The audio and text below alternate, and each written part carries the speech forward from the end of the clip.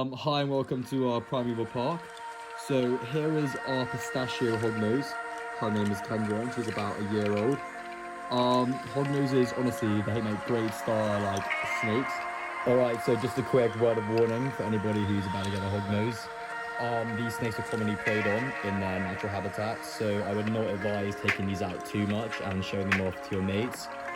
Because if you do that, they will get very stressed and suffer from PTSD and will get very aggressive.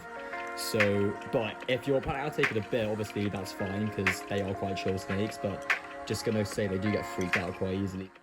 All Western hognoses originate from North America, therefore humidity is not going to be an issue within your tank. I would personally recommend a wooden vivarium around 3 by 2 by 2 feet because they're going to be able to hold much more heat than a glass or an acrylic tank. Hognoses are going to need a lot of places to hide, therefore I recommend at least 3 to 4 hides within your enclosure. As you can see here, I have a skull, a cocoa shell and some bark, but if you're on a bit of a budget, plant pot is perfectly fine. I mean, it does look a bit dead. For substrate, you have two main options. There's either newspaper shavings, which again is perfectly fine, they're clean and it won't affect your snake's health, but do look kind of dry. And here at Primeval Park, we obviously use aspen shavings because it just looks so much better. When putting in substrate into your cage originally, I would put in a very deep and thick layer because your hognose is going to love to bury. So if you're scared it's not in the tank, it's not in any of the hides, firstly just check the substrate because there have been numerous occasions where I think it's been lost and it's always in the substrate, so just a quick word of warning there.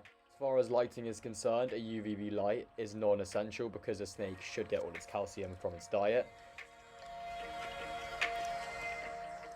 The most challenging aspect about owning a hognose, I would say, is the diet, because in the wild these snakes tend to eat amphibians and frogs. Therefore, if they're not going to eat your dead pinkies, you can, purchase some feeder frogs, but these are very expensive to upkeep and are generally very hard to find. The second is by chopping out bits of raw chicken or sometimes sausage, but again, these snakes might not eat it. And the third one is probably the most cruel and kind of depends on your morals. In the UK, it is illegal to feed your snakes live pinkies. However, if you have a breeding farm, then you can do this.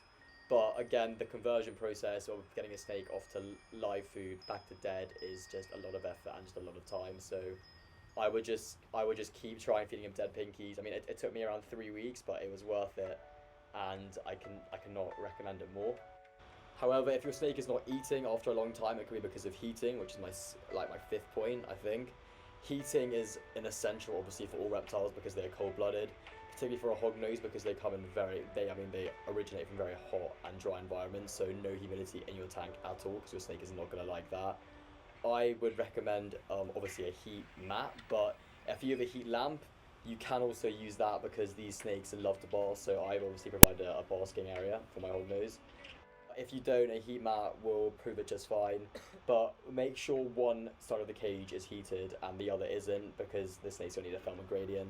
So it's going to need some places to hide on the cool side and it's going to need a place to bask on the hot side.